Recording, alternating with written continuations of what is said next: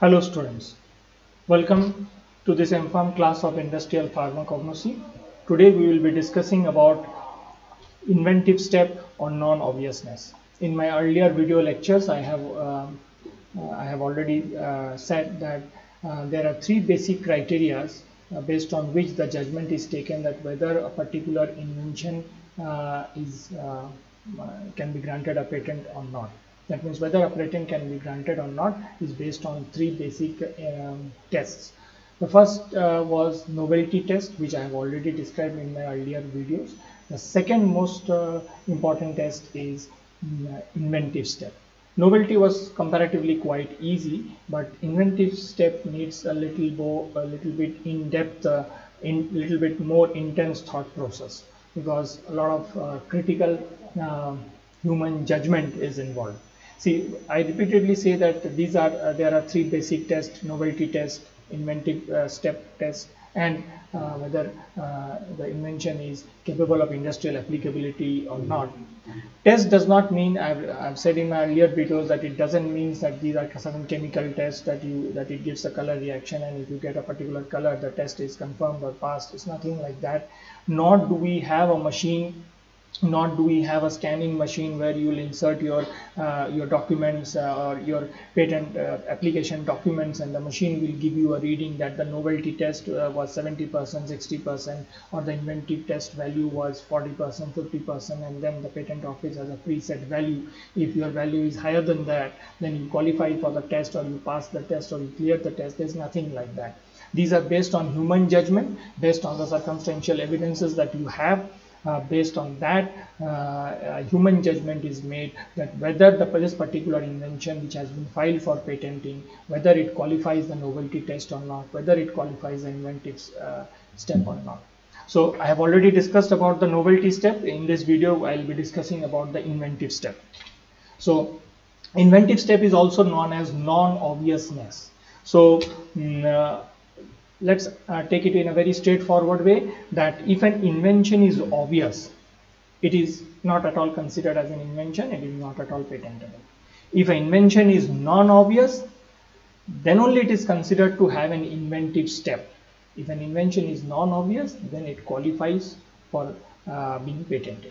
So now let us give a little more in-depth thinking to understand that when we can call it as obvious and when we can take a judgment that it is non-obvious. As I'm saying that there is no machine to predict it, these are all based on human judgment, and this judgment is taken based on the circumstantial evidence, based on the evidences that has been obtained through prior art. In my earlier videos also I have told you what is a prior art. Prior art are all those set of informations which have been found by the patent examiner existing in the public domain and was accessible to the public and has relevance. All those documents has certain relevance, certain similarity with the patent or with the invention that has been filed for patenting. So that constitutes the prior art. So let us try to understand what makes the invention non-obvious, because it qualifies the test for inventiveness only when the invention is non-obvious. Only when it is non-obvious it qualifies for getting patented, and if it is obvious, if the invention turns out to be very obvious, then it is not at all an invention and it doesn't qualify for patenting.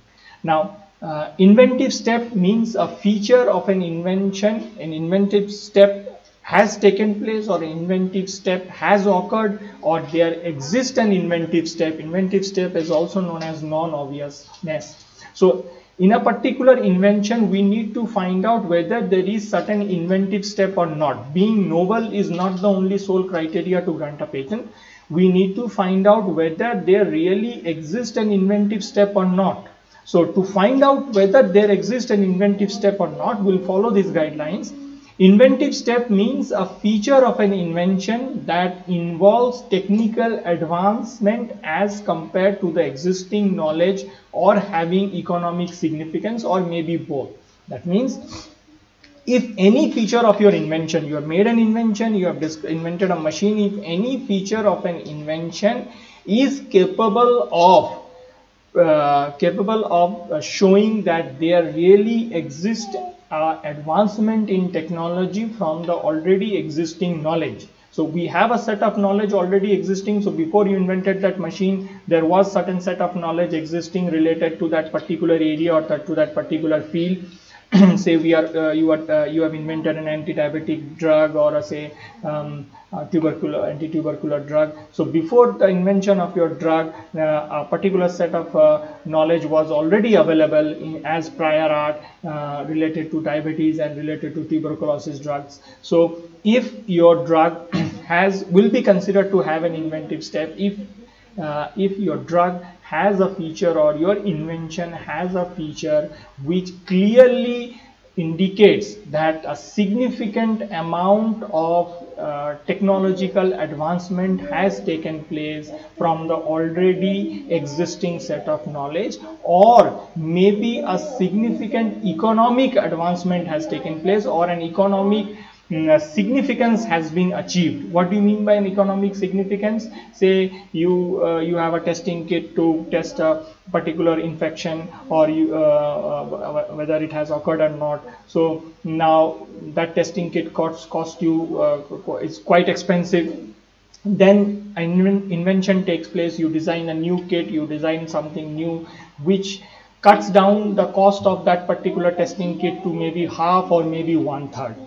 So you have added a new feature in that particular testing kit for the testing of a particular disease or a viral infection or something like that, and you have added a new inventive feature, and because of that new inventive feature, the cost of that has come down to 1/2 or 1/3 or 1/4 or maybe something like that. Then only it can be ascertained that your invention has an inventive step. So I'll repeat once again that as I said, that this portion of non-obviousness requires certain intense thought process, and there is no machine to indicate that what was the value of your non-obviousness or what was the value of an inventive step. It's all based on circumstantial evidence, and human judgment has to take place. So inventive step has occurred in your invention only when a particular feature of an invention is capable of proving, is capable of clearly showing that really a significant amount of technological advancement has taken place in this particular invention when compared to the existing set of knowledge that we already have in the public domain available as prior art. Or maybe a wonderful thing has taken place, invention has taken place which is cutting down the cost of that machine or cost of that facility to half or 1/3. That also is of great help to mankind. So then that also indicates that an inventive step has taken place. Let's go a little bit more deeper. Why there is a need to judge whether an inventive step has taken place or not. That's very important. So to determine it is this judgment, this decision whether an inventive step has taken place in the invention or not, whether there is a non-obviousness factor in the invention or not, this is important to judge, this is important to ascertain, because we need to determine the magnitude or the quantum of the improvement or the intellectual effort that has taken place over the available prior art resulting in the said invention. That means we are actually measuring not with a scale or something like with a unit, say 1 kilometer, 2 kilometer or meters.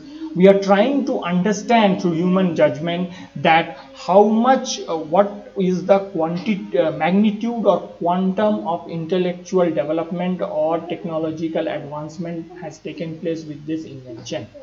Magnitude, by what do we mean by a magnitude? Say the magnitude of COVID-19 pandemic was such that millions of people lost their job, millions of people died, millions of people got infected, rail services, road services and air services were all shut down, the entire world was under lockdown, such was the school, universities, colleges were closed, such was the magnitude and quantum of that pandemic. It's still going on. So such was the magnitude or quantum of the earthquake, or such was the magnitude of the bomb blast that the entire city was destroyed and the entire village was destroyed and all the houses broke down. So that's what we mean by magnitude. So we are actually trying to determine, the patent examiner is trying to determine the magnitude of that invention, that how big that invention was. by big doesn't mean by volume that you have invented something really big which requires a lot of space. It's not about that. That means you have to invent a spacecraft had it been like that, but it's not like that. It indicates that over the set of existing knowledge that is available in the public domain, from that set of existing knowledge, how much technological advancement your invention is reflecting. So I have shown some diagram here. Say this is the set of, so you can see some books here which indicates the prior art. Prior art indicates the set of existing knowledge in a particular field, and from this set of existing knowledge, if really an invention takes place which indicates quite a significant advancement over the existing set of knowledge, that is why you can see that I have stretched this arrow mark. So this stretched arrow mark indicates that a significant technological advancement has taken place. What we knew from that point to what has been invented today, that technological progress is quite excellent, and then the invention deserves to be a meritorious invention, and it deserves to be patented, and it deserves to have an inventive step. But say suppose the invention is just here in the next next image below, the arrow mark is not so stretched, and I have shown the photographs of some screw and nut bolts and some screws, which indicates that probably the invention that has taken place does not reflect a significant amount of technological advancement. Rather, it is just a workshop arrangement and rearrangement, that we have taken something in a what we generally do in a workshop. We try to join something, try to cut something from here and join it somewhere else, or try to join some parts. So it's a mere workshop arrangement, doesn't look like an invention. So the technological progress hasn't been that great. Maybe only the shape of that object has changed, maybe how it looks, how much space it occupies, only this much. Some arrangement, rearrangement has taken place, and then probably it indicates that the invention is not meritorious enough to be patented, and there lacks an inventive step. So inventive step is judged by the amount of the significant amount of technological advancement that takes place from the existing knowledge to the current invention. If the technological advancement, if the facts indicates that there has been a huge technological advancement, then definitely it clearly shows that there exists an inventive step. Now let me show you a very interesting example. Say this is a Diwali rocket, you can see, and from Diwali rocket, which takes you to nowhere, that's for only fun and enjoyment, and it takes you to nowhere. It serves no purpose at all, rather it creates even pollution. So this Diwali rocket, from Diwali rocket is a set of knowledge that we have something about rocket. From Diwali rocket, someone then goes on to invent BrahMos missile.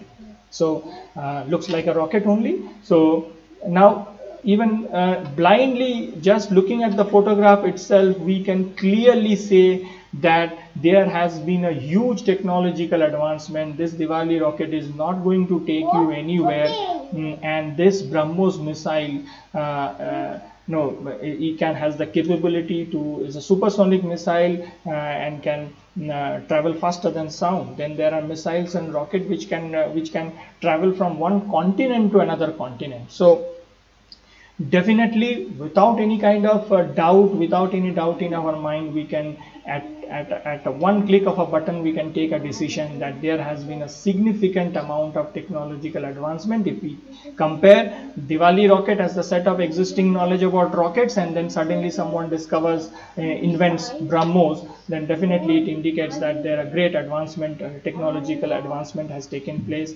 and this BrahMos missile definitely contains some inventive step and is deemed to be considered to be as an meritorious invention and deserves to be patented. So now okay, the last final step which will lead to the final judgment, the concluding remarks, before coming to the final decision that whether this particular invention has an inventive step or not, this final decision will be taken by this final question, that you have to ask a person with ordinary skills in the art that whether he would have thought of this alleged invention or not. That doesn't mean that you have to call, the patent examiner will call an ordinary person skilled in the art. I have already, in my earlier videos, I have already told what do you mean by a what do you mean by a person with ordinary skills in the art. An average person with average common sense knowledge, with routine experimentation power only in that particular field, not an extraordinary person or an extraordinary scientist. So if you ask such a person, asking such a person, let me make it clear, doesn't mean that the examiner is going to call a person somebody and then he's going to ask him verbally. It's not like that. The examiner will ask himself only. The examiner will imagine himself as a person with ordinary skill in the art, and he's going to ask himself only, and then he's going to seek the answer from inside. And that's what I said, that it has not to be decided by some machine or a computer, but it has it is to be a human judgment. So the examiner will ask himself that if I had been a person with ordinary skill in the art, then the question is that whether that person with ordinary skill in the art would have thought of this invention. If that person with ordinary skill in the art, with only common basic knowledge, with only common routine experimentation, if he himself would have thought of this invention, then definitely it can be concluded that this invention can be thought of with only common sense, from logical common routine thinking also, and from by doing routine experimentation also, this invention could have been achieved. So this invention is not at all an invention, and it doesn't have an inventive step. And if the person with ordinary skill in the art, if he says that no, I could not have thought of this invention, this is out of my mind, this could have never come in my mind, then definitely it indicates that this invention is non-obvious, because it cannot be thought through normal common sense thinking, it cannot be done through normal routine experimentation, rather it needs a lot of complex work, complex thinking, critical thinking. So it definitely is obvious. I'll come back to my previous example. Say this Diwali rocket. These are a person, the laborers or the factory workers who prepare these rockets. These are also have the capacity to fly to some certain distances, and BrahMos missiles are also some similar to rockets, and also can have the capacity to fly to great distances. So the laborers or workers in a cracker factory who are manufacturing these Diwali rockets, if they can think of this BrahMos invention, if they can think that from my routine job, from my routine experimentation, that what I do to prepare Diwali rockets, from that itself, if I can make a BrahMos missile, or if I can make a supersonic missile, anti-ballistic missile, if I can anti-continental missiles, if I can make those missiles from by sitting in my cracker industry only, by doing my routine jobs, by doing my routine experimentation, doing my common sense thinking of making Diwali crackers, from there itself I can make supersonic missiles, then probably supersonic missile, anti-ballistic missiles, anti-continental missiles cannot be considered as an invention. Then everybody who knows to prepare a rocket, and every person who studies aeronautical engineering, or every engineer, if I consider as an aeronautical engineer as a person skilled in the art, if that aeronautical engineer with routine experimentation, what he learns in the laboratory as a part of the curriculum, if through that routine experimentation, if he is able to make a BrahMos missile, if he is able to make a anti-ballistic missile, anti-aircraft missile, then these missiles cannot be considered as an invention, because then every engineer can make it. But that's not the case. Okay, so I hope with those examples I am able to explain you how to reach to a conclusion regarding inventive step. So now in this case we will understand if the claimed invention provides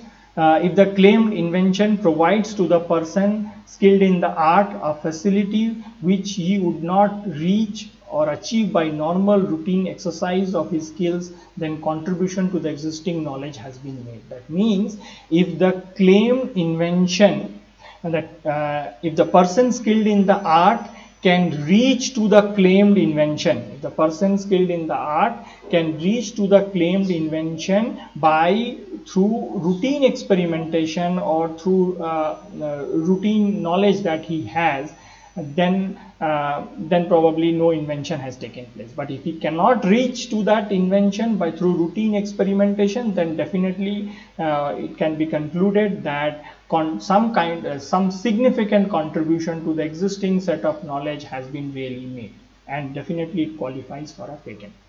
So what it takes for being obvious, now to be obvious, what are the qualities? If you are obvious, if your invention is obvious, if you are obvious, then definitely there is no invention at all, and you disqualify for getting a patent. So what it takes for being obvious: not going beyond the normal progress of technology. If you are not going beyond the normal progress of technology, if you are not thinking differently, if you are not thinking out of the box, if you are not arriving to something based on common sense, if you have arrived to a particular invention using only your common sense knowledge, your routine thinking, you have not exercised any kind of special skills, only your routine skills, and you do not have exercised your creative thinking, so then your invention or your approach is quite obvious.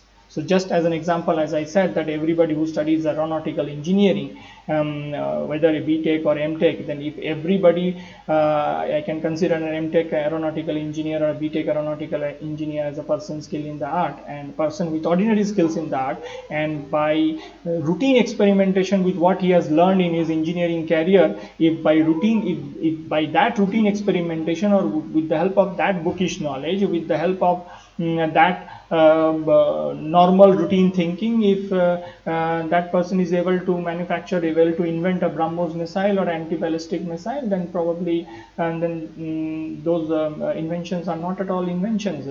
They can be designed by anybody, they can be made by anybody. So let's take the example of COVID vaccines. If you think a biotechnologist or a person with ordinary skill in the art, maybe a pharma person or a biotech person, or a medical researcher, if an ordinary medical researcher with ordinary thinking, with ordinary skills, with routine experimentations only, if one can invent or one can produce this COVID vaccines, then this vaccines or these inventions are not at all inventions. They can be done by anybody. They can be done by any person who has ordinary skills, who has normal common thinking, and routine experimentations. If they result in the discovery of vaccines, then probably they are not at all inventions, and they do not deserve to be patented. But that's not the case. A routine normal person with routine experimentation,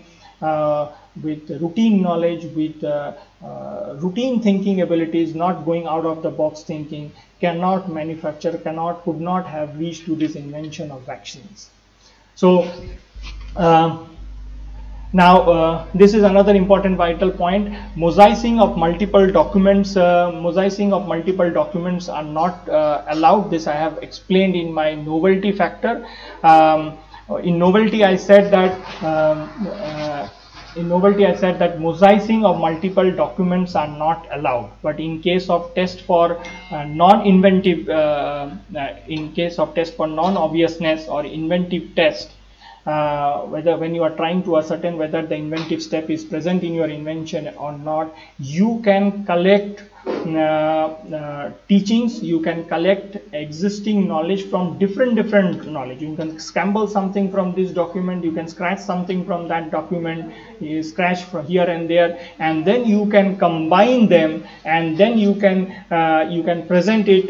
The patent examiner can present that all these teaching means all these prior information are already available in the public domain, and this has similarity. This indicates that by reading these documents, by seeing this document, any person with ordinary skill in the art can easily reach to this invention through routine experiment only.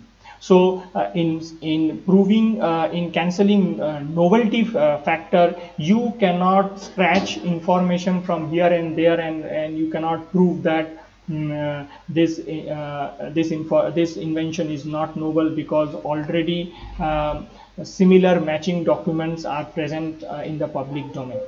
But in case of inventive step, you can take documents from, you can scratch information from here and there from different documents to show that there are varieties of teachings available in the public domain, and by reading those teachings, by reading those information, any person skilled in the art can reach to your invention through routine thinking, through common logical thinking and routine experimentation without exercising any skills. So if the patent examiner can prove this through multiple documents, then definitely your candidature for patent getting patent definitely becomes weak. So these are the indicators of this is the last slide, indicators of inventive step. Now I have tried to show it with some pictures.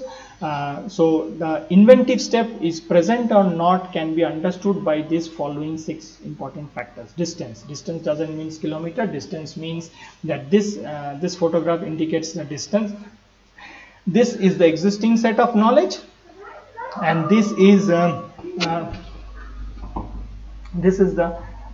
existing set of knowledge, and this is the invention that has taken place. If your invention indicates that there has been a huge technological progress from the existing set of knowledge, then definitely it qualifies for a patent, because it shows that there is an inventive step. If there is a surprising effect, if by looking at your invention, if any person skilled in the art gets surprised, says, wow, it's a wow kind of invention, no, I would not have never thought of it. Not a common man, but a person with ordinary skill in that art, if he says that wow, it's a wow kind of invention, this idea would have never come to me, I would have never thought of this, because it is out of my mind, it's out of my common thinking, it is out of my routine thinking. So I would have never dreamt about it. It's really a wow kind of thing. So if that surprising effect comes out from your invention, you have combined certain parts, and by combining a surprising effect comes out, and then definitely that indicates that there is an inventive step. Long felt need. This photo indicates a long felt need. This is a kind of, we put it on our door during puja or during festival time to welcome our guests. So long felt need means there was a drawback, there was something which was going wrong, and then we were feeling that we really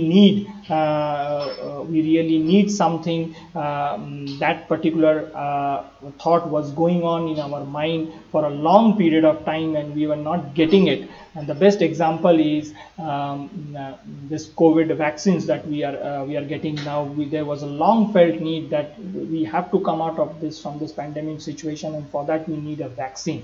So we were waiting for this vaccine from the very beginning, and then finally it arrived. So something which we understand that we are lacking it, but we are not getting it because nobody is able to provide us, and then we have been waiting for this for a long period of time, and finally when we get it, we feel that finally we have got it, because it was awaited for a long period of time. If something gives you that feeling, some invention gives you that feeling, then definitely it indicates that people were wanting it, people were waiting for this particular kind of invention, because there were problems associated with the existing set of information or knowledge we have. So to come out of that problem, people were wanting such kind of invention, and finally that invention has arrived. Then it indicates, if that kind of feeling comes out from that invention by studying the circumstance, by studying the evidences, then it gives then it definitely indicates that there is an inventive step. Failure of others. Say before coming to your invention, you have invented something, but before that many other scientists and researchers have made an attempt to invent it, but they failed. And after everybody's failure, or not everybody's, but after failure of many scientists, many people, you got success. Many people wanted to invent that, many people wanted to solve that issue or problem, but they couldn't, and finally you did it. That indicates that you have thought really differently, you have thought out of the box, there was original thinking involved in your approach, and that is why you got success.